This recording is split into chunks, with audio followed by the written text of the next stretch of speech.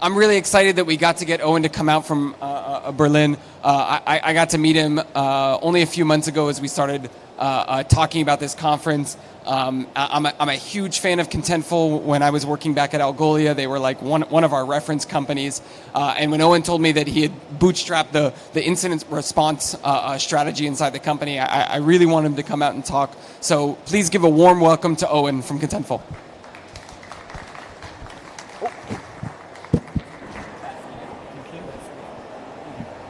Hello? Hey.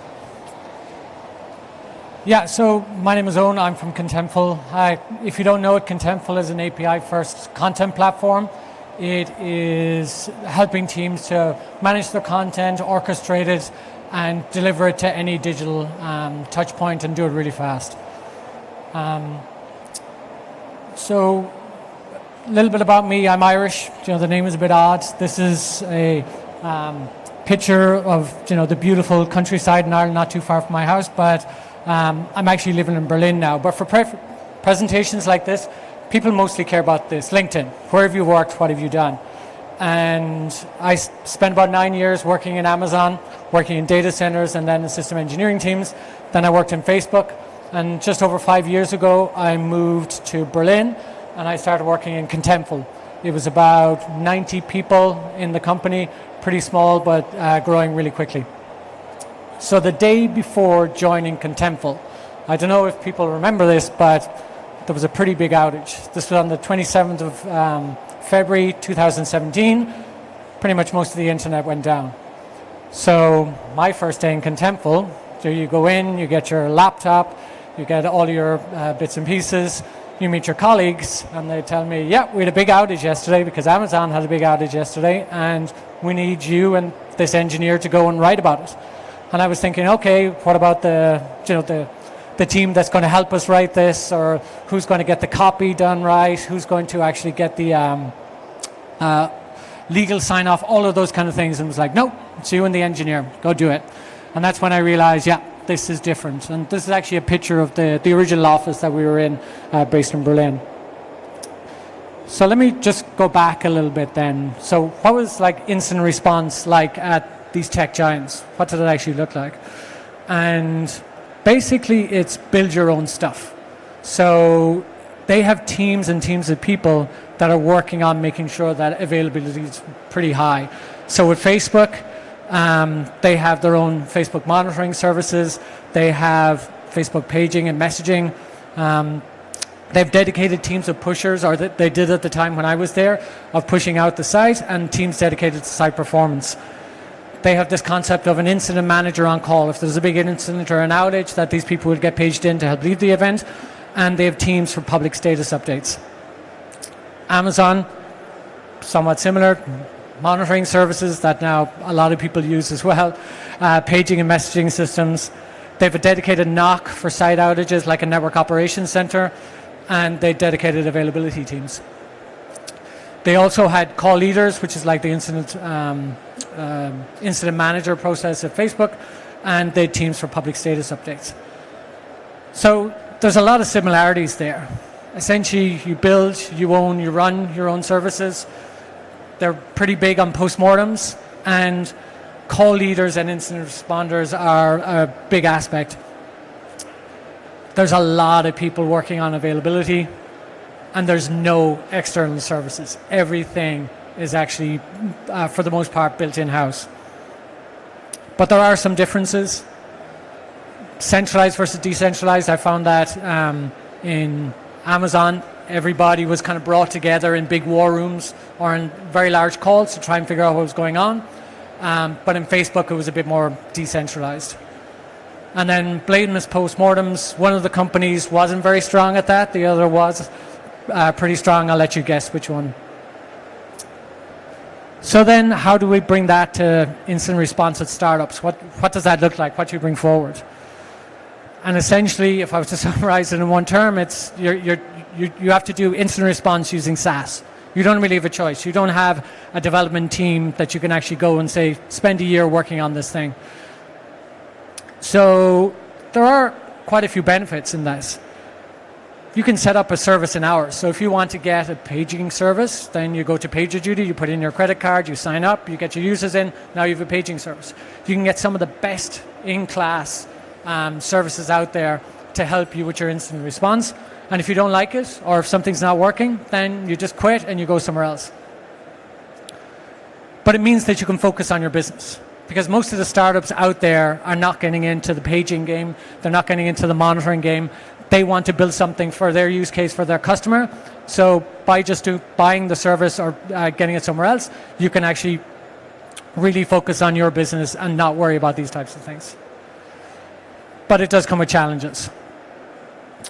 There's just so many services. And this is one of the first things coming into a startup that I was struck by, learning about all of these new services and what they mean. And like I'm talking about, say, for instance, management, you've like paging, schedules, status page updates, dashboarding, communications, and like for service monitoring, there's internal, external monitoring, all of the different monitoring services. Observability now is a big thing, and logging as well. And you have to actually manage those services.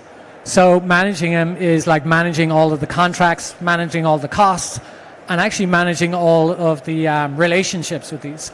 All of the CSMs will want to talk to you. They'll want to do quarterly business reviews, things like that, across all of your services. So it's just a pretty high cognitive load. And there's even more complications because on-call expectations. Most companies will talk about, we want to build it, own it, run it mentality. This is this kind of DevOps culture that we hear about, where, you know, if you build something and if it breaks, you should get paged for it. And what I found was with US companies, you know, if you own a service, you should expect to get paged for that service. Like, that's just it, and that's okay. But in German companies, and I imagine in French and other EU companies, it can actually be optional to be on call. It's not something that everybody is actually going to be doing. So how can you own your service if you can't be on call for it? And how do you actually distribute that so that there's somebody on call for all of the services and they actually understand what's going on? And as well, like when you're responding in a startup, you're probably in one location, you're only in one site. And what happens if somebody gets paged at night? Who's going to work the next day?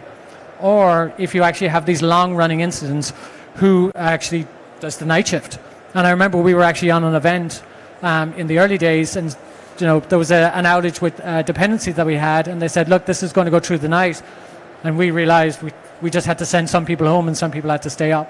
Luckily, it was a rare event, but these things have to happen, and you have to think about it.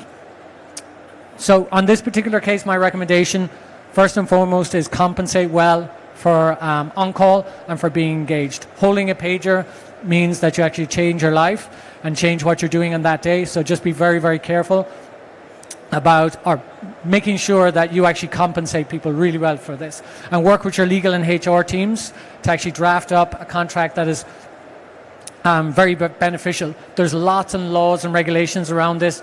Just don't do it lightly.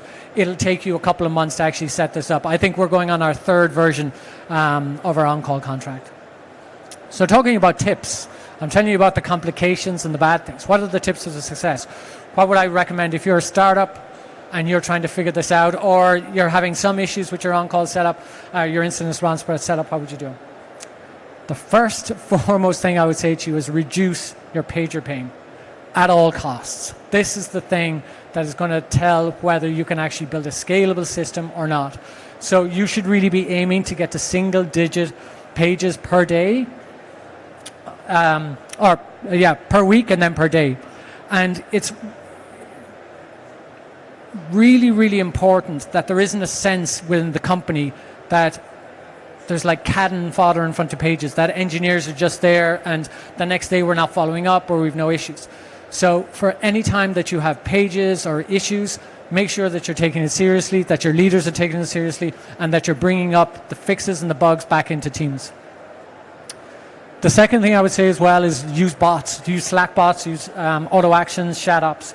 So it can do so many things. You know, how you actually start an incident, if you're trying to find out who is on call, you're trying to engage people, reporting status, looking up services, or if you actually want to divert traffic or do something like that. Because we all know that incidents don't happen 10 o'clock on a Tuesday, everybody's caffeinated, everyone's in the office, it's fine. it's usually about 7 o'clock, everybody's commuting home, or it's maybe 2 in the morning and you're stressed and the on-call person is panicked and they don't know what to do. Make it easy for them to do all of the standard steps really, really well. Define clear roles in your incident response as well. So whether it's an incident lead, the person who is actually doing the investigation, whether it's your incident commander, who might be doing the communication or orchestrating across multiple teams, and have clear post-mortem owners. One anti-pattern that teams get into is whoever got paged owns the follow-up, but it might be a different team that actually owns the follow-up to fix the service. So whoever owns the service that broke, the manager from that team, not the engineer. So if an engineer makes a change and it breaks production, don't make that engineer do the post-mortem. They should be involved, but it should be the manager for that team that takes that responsibility. Yeah, and then hold postmortems and ops reviews. So postmortems help you learn from outages. This is something that's standard across the industry, but especially when you have a lot of operational noise, you can just forget or, oh yeah, we didn't get to it, it's fine. We know exactly what's happened. But just try and make it as easy as possible. The barrier for doing the good postmortem is pretty low. There are plenty of templates. I have some resources here that I can show you at the end, and just find a template on the internet, go through it. It's pretty straightforward. And what you're essentially doing is trying to look at where the big outage, a big error. So your postmortems should be really on like one specific event that is like a very acute event, as opposed to your ops reviews. And ops reviews are tracking things over a longer period of time. So like how much time were we spending in incidents? Reviewing SLOs or SLAs, making sure that the teams actually come and report their status. Like the teams should understand how their services are running, what do alerts look like, what does latency look like, what does bad look like, and then come and report on those. And you have to be reviewing over longer periods of time because, say for example, this is the type of thing that you should be looking in an ops review over the course of a month, because you mightn't actually trigger on this, but you might see a degradation over time in latency. You still have a worse scenario that you had early in the year, but it mightn't have actually triggered an outage or alert. And have backup plans. This is something that we've been looking into quite recently as well, where, what happens if you use Slack or Zoom to manage your incident and they're down? Now, where do you go? If your monitoring is down, do you have something that's actually monitoring your monitoring systems? And what happens if you have two incidents at the same time? I remember we used to have like an incident Slack channel, and then two came up and we were like, okay, where do we go to now? So set a lot of those things up. And I guess people have seen in very large events that affect cloud providers, if one of them goes down, half the internet goes down, and you will see lots of times where you'll go to somebody's status page and they're having an outage, but the status page provider that they're using also has an outage because they share the same dependency. So what do you do in that case? So really think about it. So what have I learned from all of this? What are the key takeaways? What is it that I recommend to you? And it's really that motivated people and structured process. That is key. Like if you take nothing away, that's the main thing. Because coming into a startup, the thing that I was so surprised about was just how motivated and bought in people were. If you're in a large company, you can kind of get this sense of like, oh, there's an issue, but that team owns it, that on-call owns it, or I'm not on call, it's not my problem.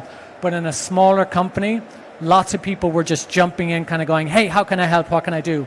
They just don't necessarily have all of the knowledge or the coordination to do it. So take all of that energy, take all of that motivation, bring people in, give them structure, process, and this will just help you no end.